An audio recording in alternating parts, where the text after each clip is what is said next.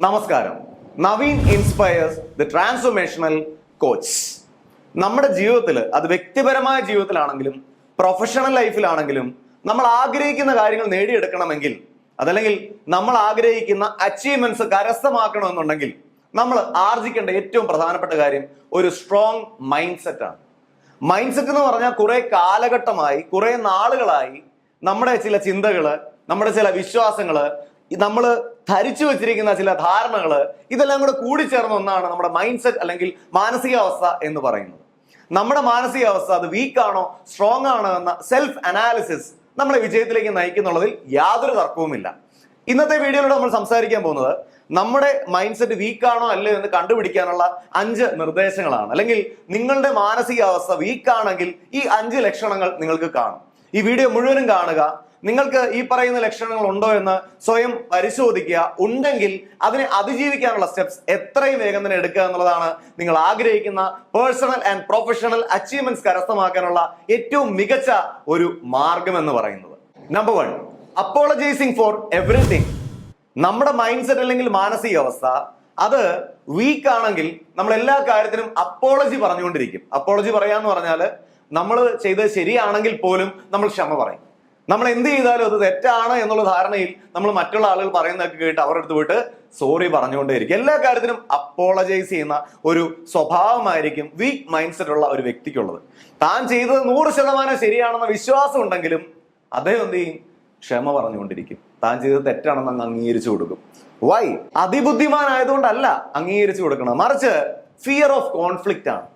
ഞാന് ആ വ്യക്തി പറഞ്ഞതിനെതിര് പറഞ്ഞാൽ അവിടെ ഒരു കോൺഫ്ലിക്റ്റ് ഉണ്ടാവില്ലേ, അവിടെ അങ്ങോട്ടും ഇങ്ങോട്ടും ഒരു കോൺഫ്ലിക്റ്റ് ഉണ്ടാവുന്നുള്ള ഭയം മൂലമാണ് മിണ്ടാതിരിക്കുകയും അപ്പോളജി പറയുകയും ചെയ്യുന്നത്. നമുക്ക് പറയാനുള്ള കാര്യങ്ങൾ അത് ശരിയാണെന്ന് ഉത്തമ ബോധ്യമുണ്ടെങ്കിൽ തുറന്ന് സംസാരിക്കുക, കൃത്യമായി പറയുക. അവിടെ നമ്മൾ അരഗണ്ടായി മറ്റൊരാളോട് ദേഷ്യപ്പെട്ട് പറയണമെന്നില്ല, പക്ഷെ അസേർട്ടീവായി പറയേണ്ട ഭാഷയിൽ മാന്യമായി തന്നെ സംസാരിക്കുക. നിങ്ങൾക്ക് ഒരു വീക്ക് മൈൻഡ് സെറ്റ് ഉള്ളതുകൊണ്ട് ആളുകൾ പറയണതൊക്കെ ഒറ്റയടിക്ക് നിങ്ങൾ അംഗീകരിക്കുന്ന ഒരു വ്യക്തിയാണെങ്കിൽ അങ്ങനെ എല്ലാ കാര്യങ്ങളും അംഗീകരിക്കേണ്ട കാര്യമില്ല. നിങ്ങൾക്ക് തർക്കിച്ച് സമയം കളയാനില്ലെങ്കിൽ ചില ആളുകൾ സംസാരിക്കുന്നത് വിട്ടുകളയാം.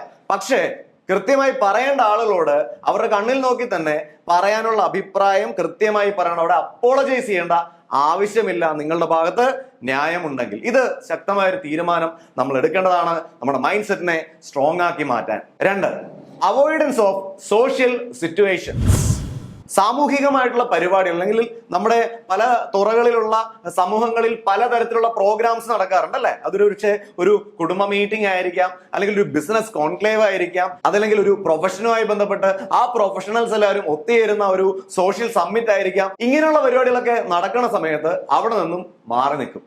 ആ ഒരു സോഷ്യൽ പ്രോഗ്രാമുകളിലോ സോഷ്യൽ സിറ്റുവേഷൻസിലോ വീക്ക് മൈൻഡ് സെറ്റ് ഉള്ള ആളുകൾ പോവുകയില്ല. കാരണം അവിടെ ചെന്ന് കഴിഞ്ഞാൽ താൻ ധരിച്ചിരിക്കുന്ന വസ്ത്രത്തെക്കുറിച്ച് മറ്റുള്ള ആളുകൾ എന്തു പറയും, അതല്ലെങ്കിൽ മറ്റുള്ള ആളുകൾ എന്തായിരിക്കും അവിടെ വെച്ച് എന്നെ പറ്റി സംസാരിക്കാൻ പോണത്, അവിടെ എന്തൊക്കെ പുതിയ സിറ്റുവേഷൻസ് ആയിരിക്കും ഞാൻ ഫേസ് ചെയ്യേണ്ടി വരുന്നത്, ഇങ്ങനെ തുടങ്ങി എന്നെ മറ്റുള്ള ആളുകളൊക്കെ ജഡ്ജ് ചെയ്യുമോ എന്ന് ഭയന്ന് മാറി നിൽക്കുന്നതാണ് വീക്ക് മൈൻഡ് സെറ്റ് ഉള്ള ആളുകളുടെ 2ാമത്തെ ലക്ഷണം. നിങ്ങൾക്ക് അങ്ങനെ ഒരു പൊതുവേദിയിലോ അല്ലെങ്കിൽ പൊതുവായി ഒരുപാട് ആളുകൾ കൂടുന്ന സ്ഥലങ്ങളിലോ പോകാൻ ഭയമുണ്ടെങ്കിൽ, മറ്റുള്ളവർ ജഡ്ജ് ചെയ്യുമോ എന്ന ഭയമുണ്ടെങ്കിൽ തീർച്ചയായിട്ടും അവിടെ തന്നെ പോകണം എന്നുള്ളതാണ് പ്രധാനപ്പെട്ട ഒരു നിർദ്ദേശം. കാര്യം എങ്കിൽ മാത്രമേ ആ വീക്ക് മൈൻഡ് സെറ്റിനെ കവർ ചെയ്ത് ഒരു സ്ട്രോങ് മൈൻഡ് സെറ്റിലേക്ക് മാറാൻ കഴിയുകയുള്ളൂ. കാരണം റെഗുലറായി തുടർച്ചയായി ഇത്തരം സ്ഥലങ്ങളിൽ പോയിക്കൊണ്ടേ ഇരിക്കുന്ന സമയത്ത് ഈ ഭയത്തെ അതിജീവിക്കാൻ കഴിയുകയും നമ്മുടെ മൈൻഡ് സെറ്റ് കുറച്ചുകൂടെ വിശാലമാവുകയും ചെയ്യും. തീർച്ചയായിട്ടും ഒരു തീരുമാനം നിങ്ങൾ എടുക്കണം. നിങ്ങൾ ഇതുപോലുള്ള പൊതു മീറ്റിംഗ്സിലോ പൊതുവായി ആളുകൾ കൂടുന്ന സ്ഥലത്തോ പോകാത്തൊരു വ്യക്തിയാണെങ്കിൽ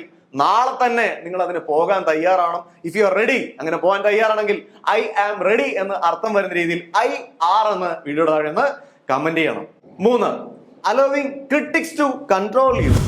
നിങ്ങളെ ക്രിട്ടിസൈസ് ചെയ്യുന്ന ധാരാളം ആളുകൾ നിങ്ങളുടെ ജീവിതത്തിൽ കാണും.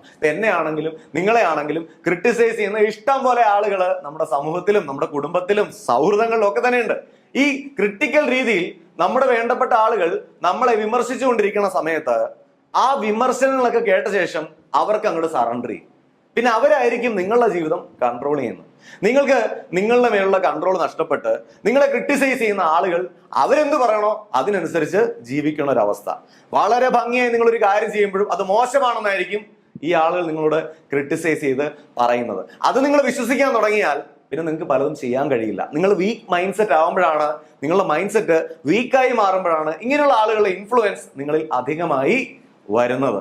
ഇത് ചിലപ്പോൾ ഒരുപക്ഷെ സ്നേഹം കൊണ്ടായിരിക്കാം, അതല്ലെങ്കിൽ വിശ്വാസം കൊണ്ടായിരിക്കാം, അതെന്തുകൊണ്ടും ആവട്ടെ, ക്രിട്ടിക്കലായി നിങ്ങളുടെ അടുത്ത് ഡിസ്ട്രക്റ്റീവ് ലെവലിൽ നിങ്ങളെ നശിപ്പിക്കാൻ വേണ്ടി ഒരു വ്യക്തി സംസാരിക്കുകയാണെങ്കിൽ ആ വ്യക്തി പറഞ്ഞതിന്റെ അടിസ്ഥാനത്തിൽ നിങ്ങളുടെ ജീവിതത്തിന്റെ കൺട്രോൾ മറ്റൊരാളെ ഏൽപ്പിക്കരുത്.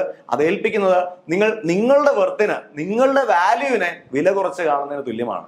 നമ്മുടെ ആത്മവിശ്വാസം വർദ്ധിപ്പിക്കുകയും ഇത്തരത്തിലുള്ള ക്രിട്ടിക്കലായിട്ട് സംസാരിക്കുന്ന ആളുകൾ പറയുന്ന കാര്യങ്ങൾ ഇതുവഴി എടുത്ത് ആ ഡിസ്ട്രക്റ്റീവ് ക്രിറ്റിസിസത്തെ ഇതുവഴി കളയാനുള്ള ഒരു മാനസികമായ ബലം ഉണ്ടാക്കുകയും ചെയ്യുക എന്നുള്ളതാണ് നമ്മൾ ചെയ്യേണ്ട പ്രധാനപ്പെട്ട ഒരു സൊല്യൂഷൻ എന്ന് പറയുന്നത്.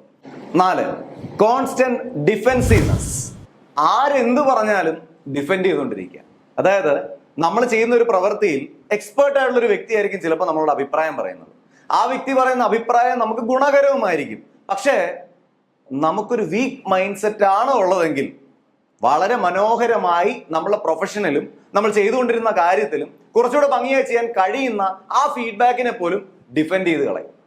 ആരും നമ്മൾക്ക് നേരെ കൃത്യമായ ഒരു ഫീഡ്ബാക്ക് തരാൻ പാടില്ല. ഒരു വിമർശനത്തെയും നമ്മൾ അക്സെപ്റ്റ് ചെയ്യില്ല. കാരണം ഭയമാണ്.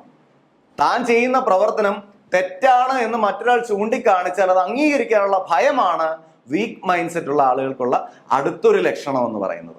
ഞാൻ മുൻപ് പറഞ്ഞിരുന്നു, ഡിസ്ട്രക്റ്റീവായ ക്രിറ്റിസിസം കേട്ട് പേടിച്ചൊരിടത്ത് ഇരിക്കുന്ന വ്യക്തിക്കുള്ള അതേ വീക്ക് മൈൻഡ് സെറ്റ് തന്നെയായിരിക്കും കൺസ്ട്രക്റ്റീവ് ആയിട്ടുള്ള ഒരു ഫീഡ്ബാക്ക് ഒരാൾ പറയുന്ന സമയത്ത് അത് കേൾക്കാൻ പോലും തയ്യാറാവാതെ ഡിഫെൻഡ് ചെയ്യുന്ന വ്യക്തിക്കുമുള്ളത്. അപ്പോ വീക്ക് മൈൻഡ് സെറ്റ് ഉള്ള ആളുകളുടെ 4ാമത്തെ പ്രധാനപ്പെട്ട ലക്ഷണമാണ് എല്ലാ കാര്യത്തിനെയും ഡിഫെൻഡ് ചെയ്ത് കളയും. ഇവർക്ക് പേടിയാണ്.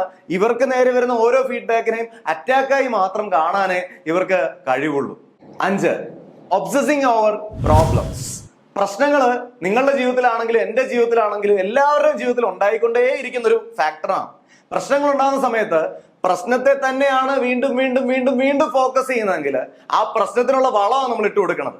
ആ പ്രശ്നം വലുതായി വലുതായി വലുതായി ഭീകരമായ ഒരു പ്രശ്നമായി മാറും. എന്താ സംഭവിക്കണത്? മുൻപോട്ട് പോകാൻ കഴിയില്ല.